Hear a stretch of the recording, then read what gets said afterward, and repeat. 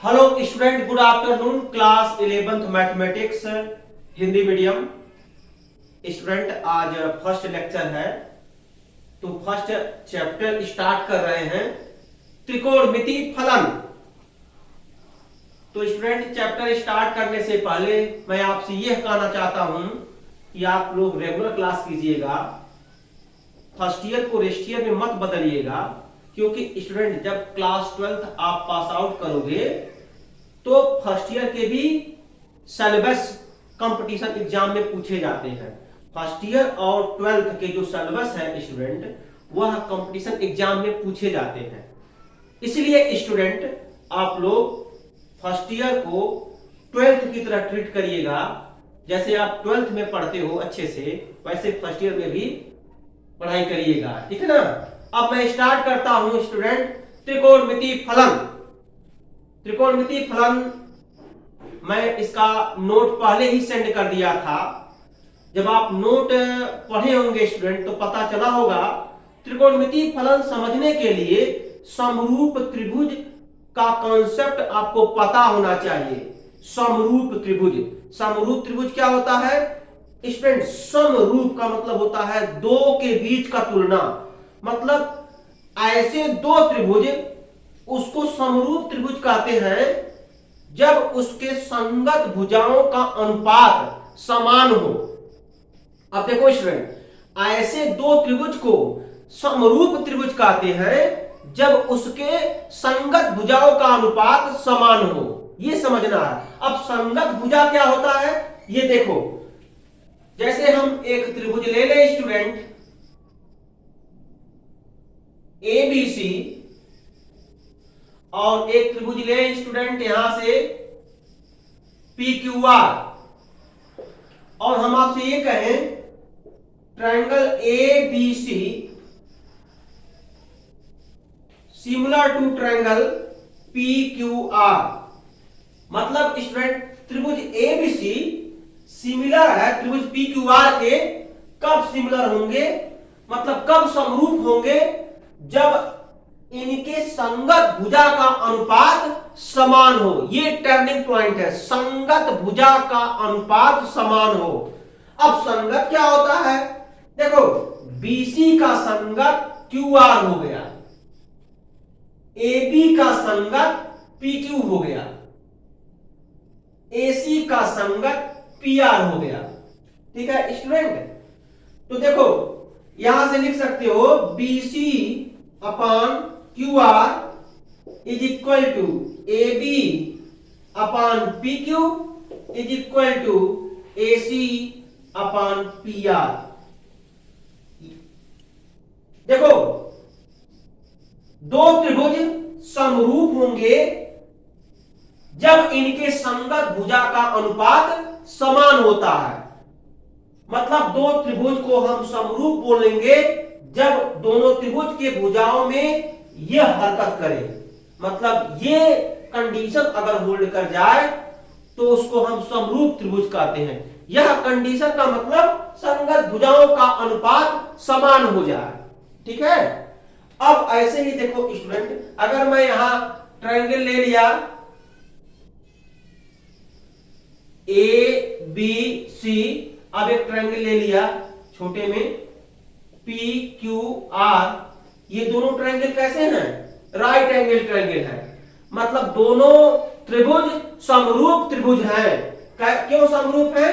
क्योंकि इनके संगत भुजा का अनुपात, इनके संगत भुजा का अनुपात क्या होगा? समान होगा। मतलब संगत भुजा का अनुपात समान होता है। अब देखो, AB का संगत PQ, BC का संगत QR, AC का संगत PR, तो लगा दो। तो AB upon PQ is equal to AC upon PR is equal to BC upon QR, ठीक है स्टूडेंट। तो चाहे आप ऐसे लिखो चाहे ऐसे लिखो, मतलब स्टूडेंट इस वाले टर्म को पहले लिख दिया हूं, इस वाले टर्म को बाद में लिख दिया हूं, बात वही हुआ, इसमें कोई दिक्कत नहीं हो सकता है, ठीक है। जैसे देखो अरेंज, देखो मैं इसको पहले लिख दिया हूं, इसके बाद इसको लिख दिया हूं, सबसे लास्ट इसको लिखा। तो इसमें और इसमें कोई अंतर नहीं है, समझ में आ रहा ना, ये बताने का प्रयास कर रहा हूं। तो कंक्लूजन यह निकला स्टूडेंट, समरूपता का मतलब होता है कि समानता, दो के बीच में क्या समानता है, मतलब दो के बीच में तुलना करते हैं। तो अगर समरूप त्रिभुज की बात आता है तो दो त्रिभुज के बीच में हम तुलना करते हैं कि अगर दो त्रिभुज इनके संगत भुजा का अनुपात समान होता है तो ऐसे में दोनों त्रिभुज समरूप होते हैं, ठीक है ना। तो यही जो है प्रॉपर्टी इस्तेमाल हुआ है त्रिकोणमितीय फलन को एक्सप्लेन करने में। मतलब जब हम त्रिकोणमितीय फलन का व्याख्या करेंगे तब इसका इस्तेमाल हुआ है समरूप त्रिभुज का। और समरूप त्रिभुज आप क्लास 10th में पढ़े हैं, तो मैं अलग से बता दिया हूं, क्योंकि अगर इसका कॉन्सेप्ट आपको समझ में नहीं आएगा तो शायद आप त्रिकोणमितीय फलन नहीं समझ पाओगे, ठीक है ना स्टूडेंट। तो इसको आप लोग नोट करो। अभी मैं एक्सप्लेन करता हूं कि त्रिकोणमितीय फलन होता है क्या, ठीक है। तो अब मैं जो है एक्सप्लेन करने जा रहा हूं, आप इसको नोट करो।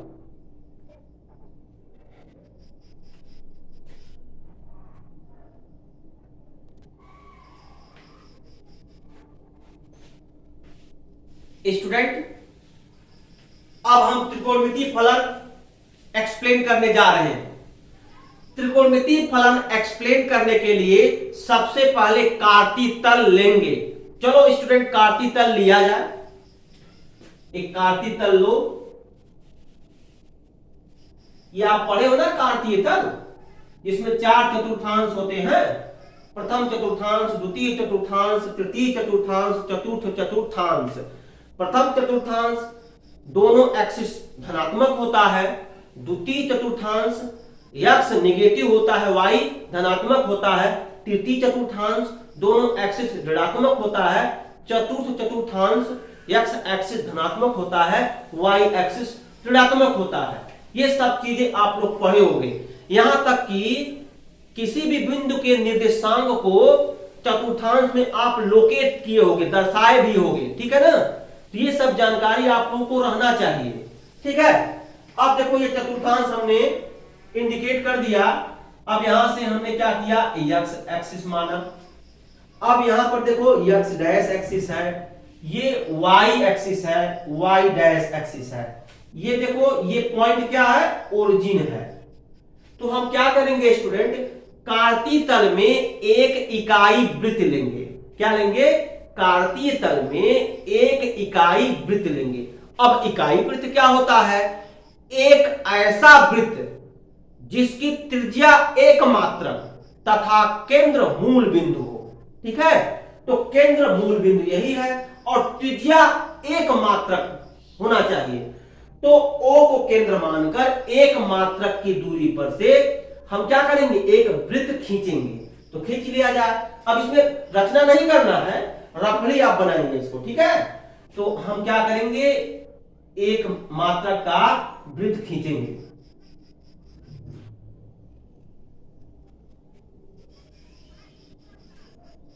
एक मात्रक का वृत्त हमने खींच लिया, ठीक है। अब देखो इतना काम किए हैं, लिखेंगे क्या, यहां लिखते भी चलो, जो काम यहां सिंबल में कर रहे हैं ना यहां लिखेंगे। अब देखो मैं क्या कर रहा हूं, एक वृत्त जिसका केंद्र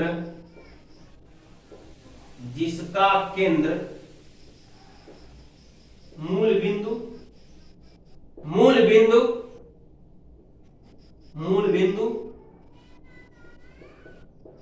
एक वृत्त जिसका केंद्र मूल बिंदु तथा त्रिज्या एक मात्रक है। कार्तीय तल में लिया, कार्तीय तल में लिया, ठीक है। हम क्या किए स्टूडेंट, देखो जो मैं यहां किया हूं उसको मैं लिख रहा हूं। एक वृत्त जिसका केंद्र मूल बिंदु है, देखो ना, इस वृत्त का केंद्र मूल बिंदु है जिसका निर्देशांक 0,0 तथा त्रिज्या एक मात्रक है। वृत्त की त्रिज्या एक मात्रक है। अब किसमें यह वृत्त लिए हैं? कार्तीय तल में लिए हैं। ठीक है, मैंने लिख लिया। अब वृत्त पर एक बिंदु P लेंगे। देखो, वृत्त पर एक बिंदु हम क्या लेंगे? P लेंगे। P लेंगे। अब P को क्या करेंगे? P को क्या करेंगे स्टूडेंट? O में मिला देंगे। P को O में मिलाएंगे।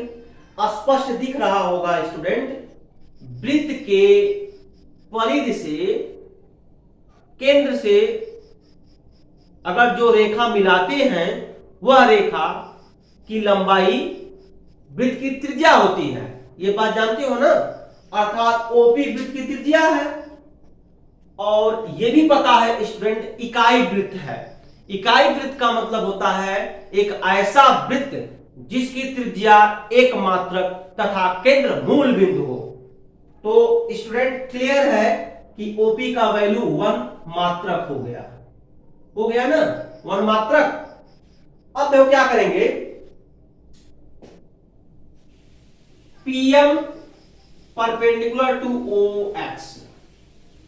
पीएम देखो ओ एक्स है ना, तो पीएम से परपेंडिकुलर ड्रा कर दो। पीएम परपेंडिकुलर ड्रा कर लिया। अब स्टूडेंट इसको हम शब्द में भी लिख सकते हैं, चाहे शब्द में लिखो या सिंबल में ही लिख लो, इतना ही से काम चल जाएगा। या इसके स्थान पर लिख सकते हो बिंदु P से एक्स एक्सिस पर लंब डाला, लंब का आधार यम है, अर्थात पीएम OX पर लंबवत है। तो वो भी भाषा लिख सकते हो या शॉर्ट में लिखो, ये भी चल जाएगा। ठीक है ना? इसमें कंफ्यूजन नहीं होना चाहिए। ठीक है, क्योंकि लैंग्वेज आप घटा बढ़ा सकते हो अपने मुताबिक। ठीक, तो रटने की जरूरत नहीं है, इसमें हमने लिख लिया। अब यहां पर हम क्या करेंगे, माना कि angle POM is equal to theta. Angle POM क्या है? थीटा। ये वाला एंगल क्या है? थीटा है। अब स्टूडेंट OM कैलकुलेट कर लो, PM कैलकुलेट कर लो। आपको फिजिक्स में पढ़ाया जाएगा स्टूडेंट, अभी तो स्टार्टिंग हुआ है फिजिक्स में, अभी पढ़े नहीं हो। क्षैतिज घटक, ऊर्ध्वाधर घटक, ये सब पढ़ाया जाएगा। क्षैतिज घटक जो होता है स्टूडेंट, वो एक्स एक्सिस से जितना कोण बनता है ना, उसका cos थीटा ले लेते हैं। अब जैसे देखो, ये ओपी लाइन सेगमेंट है, ओपी रेखाखंड है। क्या है? ओपी रेखाखंड है। अब इस ओपी को OX दिशा में घटक ले लेंगे। ठीक है, तो क्या हो जाएगा? ओपी cos थीटा हो जाएगा। जब ओपी को क्षैतिज दिशा में लेंगे तो ओपी cos थीटा हो जाएगा, और जब ओपी को ऊर्ध्वाधर दिशा में लेंगे तो ओपी sin थीटा हो जाएगा। इस बात का ध्यान रखना है स्टूडेंट। ठीक है ना? तो क्लियर है स्टूडेंट? देखो, अब ये ओपी देख रहे हो ना, ये ओपी। अब इसका क्षैतिज दिशा क्या होगा? ये क्षैतिज दिशा होगा। तो ओपी का घटक इस दिशा में लेंगे तो ओपी cos थीटा हो जाएगा। तो ओपी cos थीटा किसका मान हो जाएगा? OM का मान हो जाएगा ना? इसका मतलब ये हुआ स्टूडेंट, OM का जो वैल्यू हुआ वो कितना हो गया? OM का वैल्यू OP cos थीटा हो गया, कामा PM का वैल्यू क्या हो जाएगा? OP sin थीटा हो गया। अब चूंकि क्या जान रहे हो, OP का वैल्यू 1 मात्रक है ना? जब OP का वैल्यू 1 मात्रक है तो स्टूडेंट आपको पता होना चाहिए OP का वैल्यू, जब OP का वैल्यू 1 मात्रक है तो OM का वैल्यू cos थीटा हो गया और PM का वैल्यू sin थीटा हो जाएगा। मतलब OM और PM का जो मान है क्रमशः cos थीटा sin थीटा हो जाएगा। Okay student? इतना देखो मैं कैलकुलेट कर लिया। अब देखो क्या करने जा रहे हैं वो ध्यान से देखना। हम ये कर रहे हैं स्टूडेंट, ये जो ओपी रेखाखंड है ना, ओपी रेखाखंड को बढ़ाएंगे, रेखा के सीध में बढ़ाएंगे। ओपी रेखाखंड को रेखा के सीध में बढ़ाएंगे और रेखा पर बिंदु Q लेंगे और बिंदु Q से एक्स अक्ष पर लंब भी डालेंगे। ठीक है, ये टर्निंग पॉइंट है स्टूडेंट। ओपी रेखाखंड को रेखा के सीध में बढ़ाएंगे और रेखा पर स्थित बिंदु Q लेंगे जिसका निर्देशांक x1, y1 है और बिंदु Q से x अक्ष पर लंब डालेंगे। लंब का जो आधार आएगा n आएगा। ठीक है ना, तो इतना काम करेंगे। चलो किया जाए। अब देखो रेखा के सीध में, यानी रेखा का सीध क्या होगा, रेखा का सीध मतलब यही रेखा की दिशा, तो बढ़ा दो, तो बढ़ा दिया जाए, यहां से बढ़ा दिए ना। अब देखो यहां पर बिंदु Q ले लीजिए, Q लेंगे और इस Q से OX पर लंब डाल देंगे। देखो हमने डाल दिया ना, लंब का आधार कहां पड़ा, N पड़ा। यही टर्निंग पॉइंट है, आपको समझना है। ठीक है ना, तो चलो काम किया जाए। इसका कोऑर्डिनेट देख लो, x1, y1। ठीक है, तो क्या करेंगे आप, OP को रेखा के सीध में बढ़ाएंगे।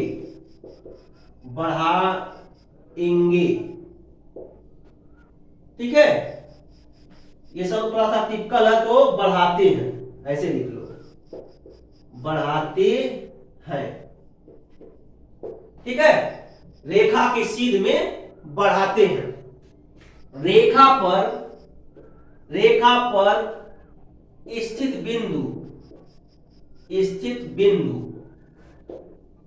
रेखा पर स्थित बिंदु Q जिसके कोऑर्डिनेट x1, y1 है। समझ में आया स्टूडेंट? ये आप कोऑर्डिनेट मान सकते हो। मैं x1, y1 माना है, आप अल्फा, बीटा भी मान सकते हो। ठीक है, ये आपके ऊपर डिपेंड करता है क्या चॉइस कर रहे हो। बिंदु Q से इतना नोट करो स्टूडेंट वाले, इतना नोट करो,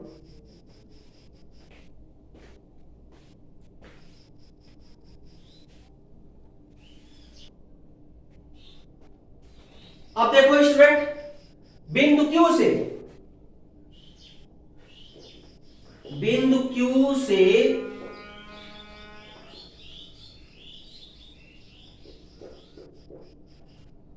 OX अक्ष पर लंब अर्थात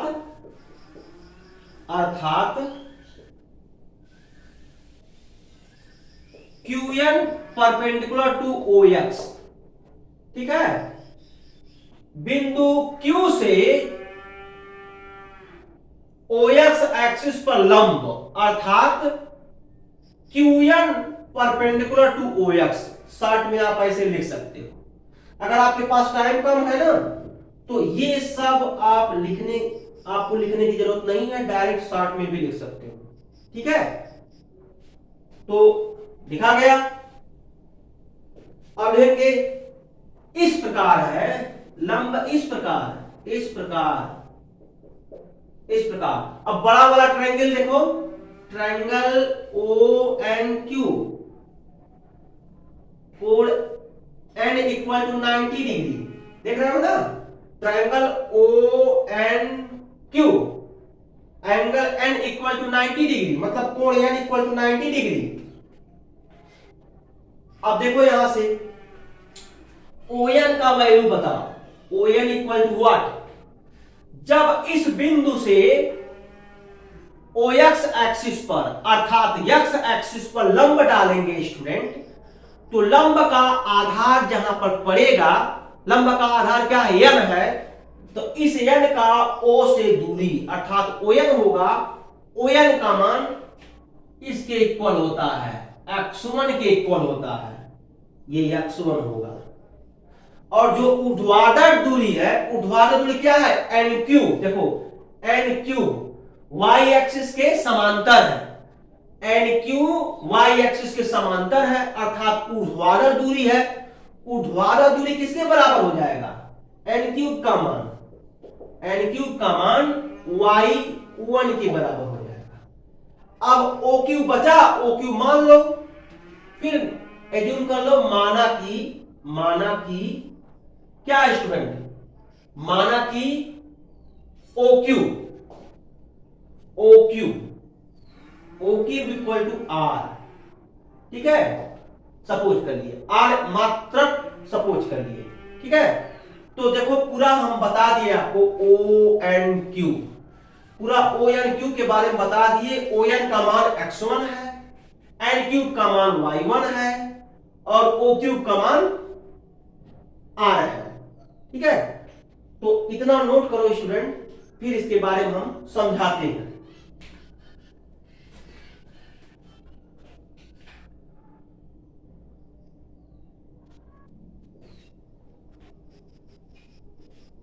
अब देखो स्टूडेंट, ओ एंड क्यू एक बड़ा त्रिभुज है ना, जो कि समकोण त्रिभुज है। ओ एंड क्यू समकोण त्रिभुज है। अब इसके भुजाओं पर परिचर्चा कर ले। देखो स्टूडेंट, जो सबसे बड़ी भुजा है वो कर्ण होता है। अब बाकी बचा आधार और लंब, यही ना। हमेशा आपको एक बात मैं बता दूं स्टूडेंट, जो कोण बनता है वह कर्ण और आधार के बीच बनता है, कर्ण आधार के बीच में बनता है कोण। तो ये बताओ, ये जो कोण बना है ना स्टूडेंट, ये कर्ण आधार के बीच में बना। तो ओ क्यूब कर्ण है, तो आप लिख सकते हो ओ क्यूब ये कर्ण है, और ओएन ये आपका कितना हो गया, आधार हो गया, आधार। इसका वैल्यू आर मात्रक है, सपोज किए ही हो, ठीक है। और इसका वैल्यू क्या है, ओ एन x1 है, x1 मात्रक लिख सकते हो, कोई दिक्कत नहीं, ये मात्रक है। और क्या है, एन क्यूब क्या है, लंब है। बचा हुआ भुजा देखो, ओ एन आधार, ओ क्यू कोण, जो बचा हुआ भुजा है वो लंब होगा, तो ये लंब है, ठीक है। तो ये हो गया आपका y1 मात्रक। त्रिभुज के भुजा की लंबाई मात्रक मतलब कोई यूनिट ही होगा, ये बात कह रहे हैं। तो अब देखो, इस त्रिभुज में इतना मैं जानकारी हासिल कर लिया। अब स्टार्टिंग में जो हम बताए थे समरूप त्रिभुज ना, समरूप त्रिभुज का नियम लगा दो, यहीं पर टर्निंग पॉइंट था। मैं इसको विस्तृत रूप से पहले ही समझा दिया हूं। अब मुझे तो नहीं लगता कि आपको प्रॉब्लम होना चाहिए। चलो लगाया जाए स्टूडेंट, लगा दिया जाए। तो देखो, त्रिभुज ओ एम पी